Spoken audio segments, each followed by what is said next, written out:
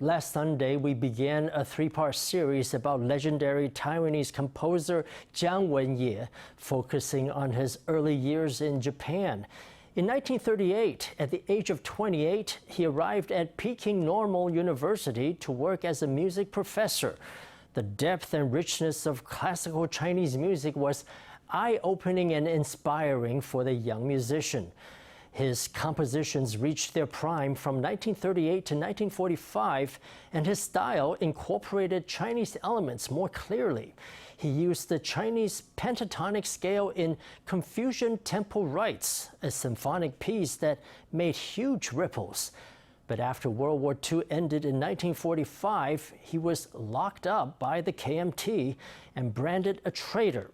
From then on, his story played out in a minor key. We continue with Chiang's life and legacy in our Sunday special report. In early summer 1936, Chiang toured Beijing and Shanghai with the Russian composer Alexander Tcherepnin. This trip to the old country was eye-opening. The next year, Chiang wrote the score for a film, The Road of Peace in the Orient. It starred a 17-year-old actress, Bai Guang. Japan wanted to make a film about China. Chiang Wen-yeh was already a success. The movie was shot in 1937, and the year before his Formosan dance succeeded at the Olympics. So imagine, how could the Japanese director not ask Chiang to compose the score? So he wrote the soundtrack for The Road to Peace in the Orient, and also directed the singing in the film. So he had to teach Bai Guang how to sing. Bai Guang was just 17 and greatly admired the talented composer. He was entranced by her too. The next year, in 1938, he decided to accept the invitation of music educator Ke Zhenghe to teach music at Peking Normal University. 北平的学生就已经有人就嗨老师，听说您是 Students at the university greeted him. Hello, sir. We heard you're in Beijing to chase Bai Guang. Chen Yisong told Xie Lifa he stayed at Beijing Hotel, the #1 hotel in the city, and saw Chiang and Bai Guang going in and out of the hotel together. Chiang would pull out a chair for her and spoon food out for her in the restaurant. He would help her put her coat on as they left. He opened car doors for her, and Bai Guang herself told Taiwanese journalists, "The man I loved the most was my first love. He was the most talented man. His name was Chiang Wen-yeh." Their relationship lasted 2 years. Chiang threw himself learning classical Chinese music and worked with students who played classical Chinese instruments. That's how he met another love. 他不直接教我，他问是我是什么哪一个戏，他琵琶的，我说我是琵琶和二胡。 He didn't directly teach me. He asked, "What department are you?" I said, "I play pipa and erhu." "Oh, the pipa is the most difficult instrument." He was very interested. "Why don't you play it for me sometime?" That's how it began.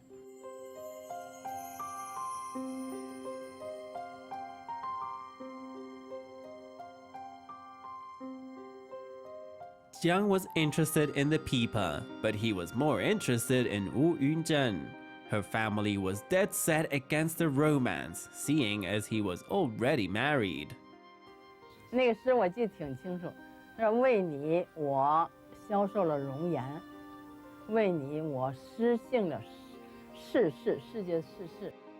I remember very clearly his poem, "For you I am wasting away. Because of you, the world is nothing to me. You have shattered my greatest instruments." I remember those lines so clearly. He was my type, so sensitive, emotional, and passionate. You couldn't help but feel your temperature rise. The pair became a couple. Ever the romantic, Chiang went to Japan during summer and winter vacations to take care of his wife and family in Japan. 因为姜文也的地位跟身份，他作曲的酬劳非常的高。 Chiang's status and his contributions as a composer were immense. The couple rented 2 rooms in Beijing Hotel. One was the office, one was the home. It was probably a bit strange for everyone. Nobu Takizawa went back to live in Tokyo. Chiang visited her there every summer and winter. People would say to Takizawa, "Your husband is up to no good in Beijing," but she just laughed it off. In 1939, when Jiang was 29, he married Wu Yunzhen, despite opposition from her family. This was the golden era for his composing.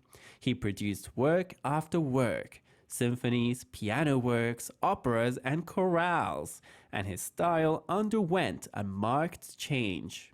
从1938年以后，他的曲风转变了，他越来越离开那个西方的前卫。His style transformed after 1938. He moved away from Western avant-gardism and towards pure classical Chinese music. It was remarkable. Most composers go from simple to more complex, but he went from complexity to simplicity.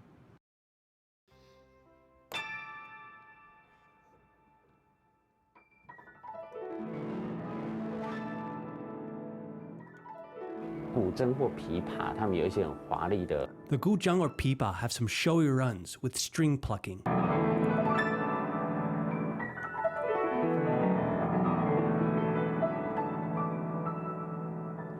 And then it shifts into the feel of a Chinese flute.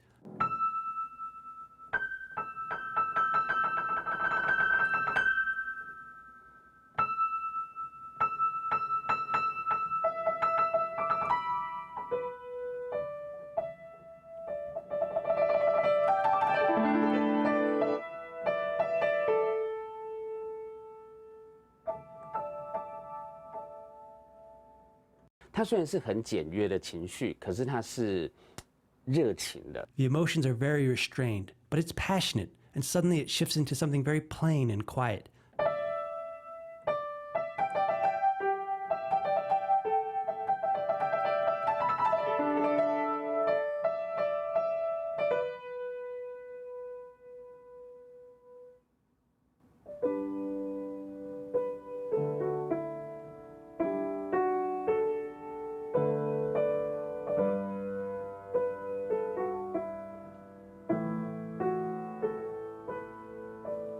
And then it becomes kind of cute.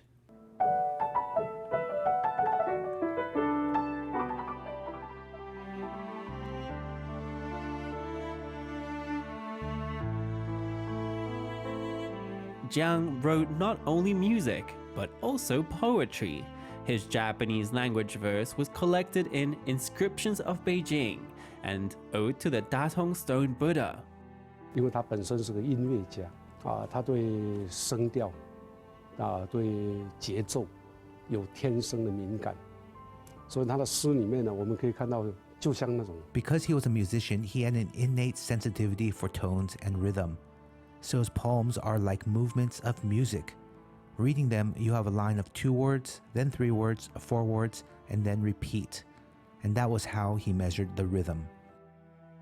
The minutiae of life in China became Jiang's inspiration.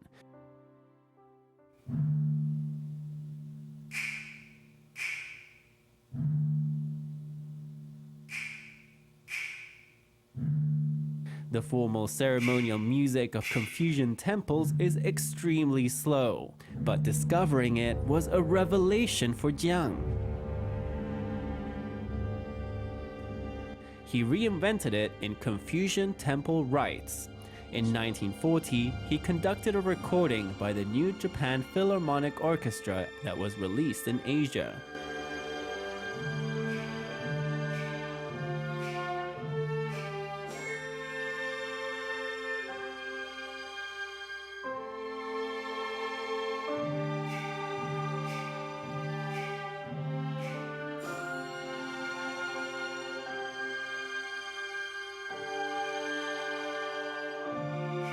虽然这是一个祭典，用那样的五声音阶写平静的音乐，要演奏慢板的音乐是很难。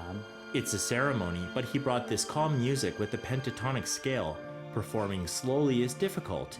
He did a lot of research into Chinese rhythms, into how Confucian Temple Rite music was in the Ming Dynasty, and even earlier. He spent a lot of time on research, and then produced this new piece in the pentatonic scale. When a composer can write something so slow and so profoundly solemn, then that means that their composing skills have reached a new level.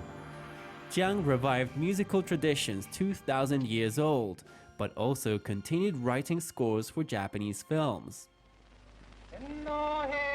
1940 was Japanese Imperial Year 2600. Japan needed propaganda songs to promote the Greater East Asia Co-Prosperity Sphere. Many were written by Chiang.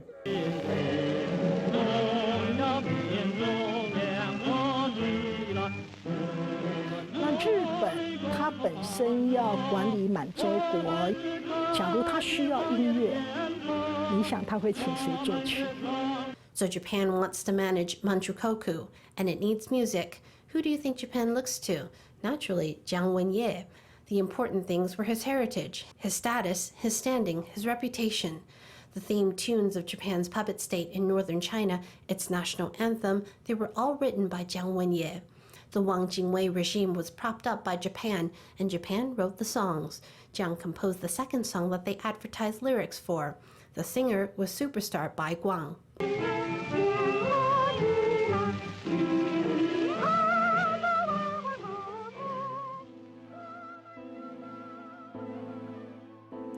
World War II ended in 1945, and Japan withdrew from China. Chiang chose to remain in China, but many Taiwanese people in China became scared about a new law against treason. Chiang had nowhere to hide. He presented the Republic of China government with a handwritten copy of Confucian Temple Rites. Then he was thrown in jail, a traitor to China. 战争结束了嘛，那可是他把那个孔庙大成乐章献给我们国民政府的时候，因为姜文也之前做过的一些曲子，比如说《大东亚进行》。 The war was over, but he had presented Confucian Temple Rites to the Republic of China government. Now he had written some pieces like the March of Great East Asia, which was the soundtrack for a Japanese propaganda film. Chiang didn't know that the footage in the film was scenes of the Japanese massacring China. But the Chinese government didn't like a composer such as him to present them with music, so then he had no choice about it. He was judged to be a traitor to his country, a rebel. Those labels were put on him. In January 1946, at the age of 36, he was sent to a jail for foreign war criminals. In prison, he wrote in his diary, "I had forgotten that life has this dark and false side." These were the darkest days of his life, but the tragic chapter of his life was just starting.